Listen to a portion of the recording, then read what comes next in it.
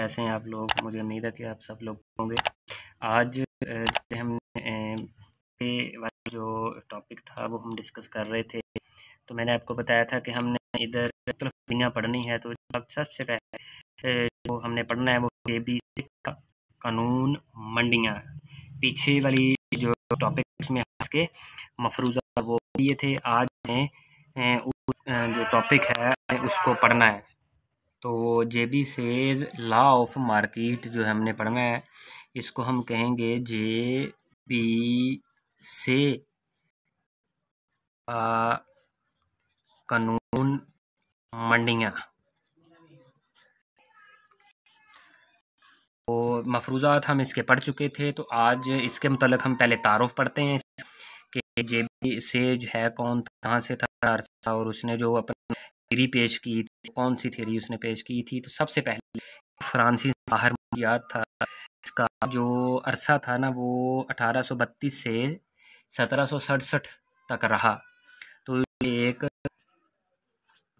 फ्रांसीसी माहिर याद था और इसका जो अरसा था वो 1832 से लेकर 1767 था।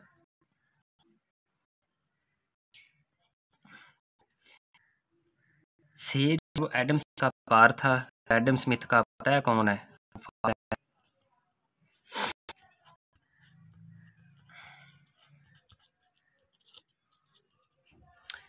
तो अब मैं इसका जो इस थ्योरी पेश की थी वो मैं आप करने लगा हूँ। ये कहता था कि किसी रसद, किसी शय की रसद, ये मैं कॉम लिख देता हूँ, किसी भी शय की रसद जो है अपनी तलब वो खुद पैदा करती है। इसको अगर मैं इंग्लिश में लिखूं कि जो सप्लाई होती है क्रिएट्स इट्स ऑन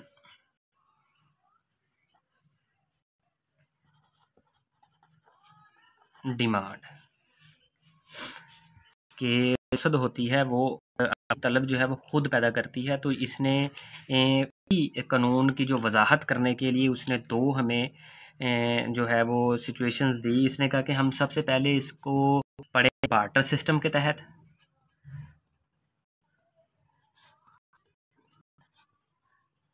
और दूसरे नंबर पर हम इसको पढ़ेंगे जरी सिस्टम के तहत। ये सारा थ्योरेटिकल है, मैं जो मेन टॉपिक है वो मैं आप से शेयर करता जाऊंगा। तो सबसे पहले बार्टर सिस्टम के तहत, बार्टर सिस्टम के तहत में क्या था? बार्टर सिस्टम से मुराद एक ऐसा माशी सिस्टम होता है जिसमें अशिया का तबादला बराह रास्त अशिया से होता है। वो बार्टर सिस्टम का तो आपको पता है, और का कोई भी इस्तेमाल वहाँ पर नहीं होता। तो ये आप इसको मतलब लिखने की ज़रूरत नहीं है, ये मैं वैसे बता देता हूँ, वो आप याद कर सकते हैं और उसको लिख भी सकते हैं। से के कानून के मुताबिक किसी शय की रसद अपनी तलब जो है वो खुद पैदा कर लेती है। कैसे पैदा करती है? लिहाजा किसी मईशत में जो कुछ भी पैदा होता है ना वो तमाम का तमाम फ़रोख्त हो जाता है। सवाल ही पैदा नहीं होता कि ओवर प्रोडक्शन हो। ओवर प्रोडक्शन क्यों नहीं होगी ये हम पढ़ेंगे। इसकी अब मैं आपको एग्जांपल भी दूंगा। वो कहता है कि इस तरह कोई भी शय बिन बिके या बिन फ़रोख्त हुए नहीं रहती, जिसके नतीजे में मईशत में ना तो ज़ायद पैदावार जन्म लेती है और ना ही बेरोज़गारी वजूद में आती है। दूसरे अल्फाज में अगर इसमें बयान करूँ कि हर पैदा होने वाली शय किसी दूसरी शय के बदले फ़रोख्त हो जाती है। नतीजे के तौर पर किसी फ़रोख्तकार की शय बिन बिके नहीं रहती, जिससे किसी फ़रोख्तकार का नुकसान बर्दाश्त नहीं करने पड़ते किसी को भी। तो इससे नतीजे में क्या होगा? इससे खुद और दीगर आमलीन पैदाइश को बेरोज़गारी का सामना करना पड़ता है। वो कहता है यानी कि एक बार्टर मईशत में लोग या अपने लिए पैदा करते हैं या उन अशिया के बदले दूसरी अशिया हासिल करते हैं। इसी तरह होता है ना बार्टर सिस्टम में। क्या होता है कि जो चीज़ मैं प्रोडक्शन कर रहा हूँ, जिस चीज़ की, उस चीज़ की प्रोडक्शन करके मैंने वो चीज़ लेनी है जो मेरे पास नहीं है, या वो चीज़ मैं लूँगा जिससे मेरे जो प्रोडक्शन करने में जो मसारफ़ है या मुझे वो नहीं आती वो बढ़ रहे हों। मैं वो चीज़ कभी भी प्रोडक्शन नहीं करूँगा जिसमें मेरे अखराजात बढ़ रहे हों, मैं वो दूसरी से ही लूँगा। तो फिर ही तो बार्टर सिस्टम होता है। तो वो कहता है कि मिसाल के तौर पर अगर एक शख्स मंडी में कपड़ा बनाकर लाया है और दूसरा शख्स गंदम पैदा करके लाया है, गंदम जो कि रसद है वो अपने बदले कपड़ा हासिल ऑटोमेटिकली कर लेगी जो कि उसकी तलब है। इसी तरह कपड़ा जो कि रसद है उस अपने बदले वो क्या कर लेगा, गंदम हासिल करेगा जो कि उसकी तलब है। इस तरह मंडी में गंदम और कपड़ा दोनों हो जाएंगे, कोई भी चीज़ दोनों में से बचेगी नहीं। ठीक हो गया। तो बार्टर सिस्टम के तहत तो हम ये कह सकते हैं। अच्छा, और भी बताता हूँ कि से की बजाय अगर किसी मुद्दत में एन अशिया पैदा की जा रही हों, मिसाल के तौर पर एन अशिया पैदा की जा रही हों तो एन अशिया की तलब भी पैदा हो जाए ऑटोमेटिकली। तो एन अशिया तलब भी पैदा हो जाए। अल्फाज में और भी हम देख लेते हैं। से के मुताबिक मजमुई रसद कौन सी होती है, यहाँ पर वो पैदावार की बात कर रहा है, मजमुई पैदावार और मजमुई तलब आपस में बराबर ही रहती है, लिहाजा मईशत में कोई ज़ायद पैदावारी या रखना पैदा नहीं होगा। रखना का मतलब होता है गैप, जिससे कोई बेरोज़गारी पैदा नहीं होगी। यानी कि अब उसने दो चीज़ें बता दी, एक तो मजमू एन उसने कहा है कि ये पैदावार है और एन ही अशिया, वो दोनों के जो है वो बराबर हो जाएंगी। तो अब वो कहता है कि मजमुई रसद और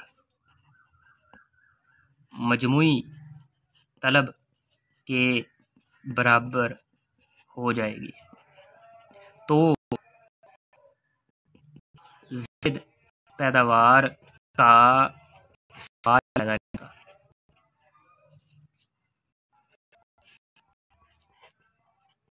तो ये सिर्फ और सिर्फ बार्टर के तहत हमने ये बस किया। दूसरे नंबर पर हमने ज़री जो सिस्टम है वो पढ़ना है। ज़री सिस्टम मैंने आपको बताया था कि इस वीडियो में ये जो टॉपिक हम पढ़ रहे हैं ये थोड़ा सा लंबा है, हम आहिस्ता आहिस्ता इसको कवर करेंगे। आपने साथ साथ इसको याद करते जाना है। अब बार्टर सिस्टम के तहत जो मैंने चीज़ें बताई हैं वो आपने लिखनी है। मैंने सिर्फ वो चीज़ें बताई हैं जो इम्पोर्टेंट है ना, वो मैंने लिख दी। दूसरे पर हम सिस्टम के तहत पढ़ेंगे, चूँकि ये बार्टर सिस्टम नहीं है, इसमें हम चीज़ें जो है वो ज़र के बदले वो लेंगे। ज़री सिस्टम मुआशी सिस्टम है जिसमें अशिया की खरीदो फरोख्त ज़र की मदद से होती है। क्लासिकी माहिरीन के नज़दीक से का कानून मंडियाँ एक ज़री मईशत पर भी लागू होता है। कैसे होता है, यानी कि एक ज़र वाली मईशत में जब लोग अशिया और खदमात पैदा करते हैं, ज़र वाली मईशत में जब लोग अशिया और खदमात पैदा करते हैं तो उनके बदले उन्हें मुआवजे मिलते हैं या नहीं। अगर कोई भी आमलीन पैदाइश है, अगर वो किसी चीज़ की प्रोडक्शन करेगा तो उसके बदले उसको मुआवजा तो मिलेगा, और जो कुछ वो कमाते हैं इन्हें वो उन अशिया खदमात पर ही खर्च कर देते हैं जो उन्होंने पैदा की होती है। जैसे कि हमने रीसाइकिल पढ़ा हुआ है, हमने आमदनी का जो बहाव है, दायरी बहाव, वो पढ़ा हुआ है कि एक ही सर्कल के अंदर सारा कुछ कैसे घूमता है। वही चीज़ें पैदा करते हैं, वही लोग चीज़ों की प्रोडक्शन करते हैं और वही चीज़ जो है वो बंदे जो हैं वही उन्हीं चीज़ों को जाकर मंडी से ले लेते हैं। लाजमी नहीं कि उसी मंडी में हमने लेनी है। अच्छा, इस तरह अगर आमलीन पैदाइश अशिया खदमात को पैदा करते हैं तो आजरीन इन्हें इनके बदले मुआवज़ों की अदायगी कर देते हैं, और आमलीन पैदाइश जो मुआवजे कमाते हैं वो मईशत में मजमूई तलब की नुमाइंदगी करते हैं, और जो अशिया खदमात पैदा होती हैं वो मजमूई रसद की नुमाइंदगी करते हैं। तो इसमें भी वही हो गया, आमलीन पैदाइश अपने कमाए हुए मुआवज़ों को उन्हीं अशिया खदमात की खरीदारी पर लगा देते हैं जो उन्होंने पैदा की थी। तो इसकी एक मैं मिसाल देता हूँ। मिसाल के तौर पर हमारे पास गंदम की कीमत है 30 रुपये फ़ी किलो। कितनी कीमत है?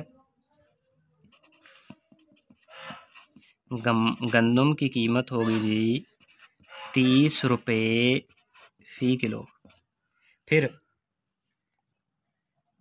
उस शख्स की जो मुख्तम पैदावारी यानी कि मालियत के लिहाज से अगर हम बात करें, उस शख्स की जो MP है, मुख्तम पैदावार मालियत के लिहाज से, यानी कि उसको हमने जो पैसे देने हैं वो कितने हैं, वो हो गए जी हमारे पास 300 रुपये।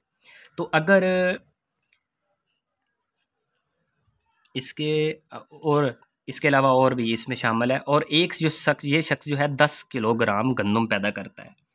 गंदम की कीमत 30 रुपये फ़ी किलो, मुख्तम पैदावारी 300, और जो गंदम की कीमत है वो होगी जी गंदम फ़ी किलो वो हो गया 10 किलो उसने पैदा की है। यानी कि गंदम की कीमत 30 रुपये है और गंदम की कीमत नहीं है। ये शख्स जो है वो 10 किलो गंदम जो है वो पैदा करता है। तो अगर इन दोनों को अगर हम दें ज़रब 30 ज़रब 10 तो कितना बन गया 300, और 300 ही उसकी क्या हो गई मुख्तम पैदावारी मतलब मालियत के लिहाज से हो गई। तो अब कहता है कि अगर उस शख्स को उसकी मानी मुख्तम जो पैदावार के बराबर ही मुआवजा दे दिया जाए तो वो शख्स उन कमाए हुए 300 रुपयों को उसी 10 किलो गंदम पर ख़र्च कर देगा जो उसने पैदा की है। वो 300 रुपये तलब की नुमाइंदगी करेंगे, जबकि 10 किलो गंदम जो उसने बनाई है वो रसद की नुमाइंदगी करेंगे। तो इसका मतलब क्या हुआ कि ऐटोमेटिकली हमारे पास मजमूई रसद इज़ इक्वल टू मजमूई तलब इसके बराबर हो गई। इसके बराबर हुई ना, तो उसके बिल्कुल बराबर हो गई। अब ये दो तरीक़ाकार थे जो उन्होंने बताए थे, थ्योरेटिकल थे। तो इसके बाद जो अगला टॉपिक है वो हम करेंगे डायग्राम के ज़रिए। क्लासिकल नज़रिया रोज़गार में अशिया की मंडी को हम डिस्कस करेंगे। Goods market and classical model जो है वो हम पढ़ेंगे। से का कानून अभी चल रहा है, ये मुकम्मल नहीं हुआ क्योंकि मैंने बताया था कि इसमें हमने मंडियाँ पढ़नी है। 4 मंडियाँ अगर हम पढ़ेंगे तो क्वेश्चन कंप्लीट होगा। तो यहाँ तक आज का इतना ही। इसको आप देख लें, थ्योरेटिकल है सारा, इसको लिख लें जो जो मैंने बोला है। तो एक जो है ना पैराग्राफ की शक्ल में आप इसको लिख सकते हैं। इसके बाद हम जो है वो क्लासिकल नज़रिया रोज़गार में अशिया की मंडी जो है ना वो पढ़ेंगे। इंशाल्लाह ताला उसकी भी समझ आएगी। मुझे उम्मीद है कि आपको इसकी समझ आई होगी। लाइक कर दें, सब्सक्राइब कर दें और बेल आइकन को लाजमी दबा दिया करें। खुदा हाफिज़।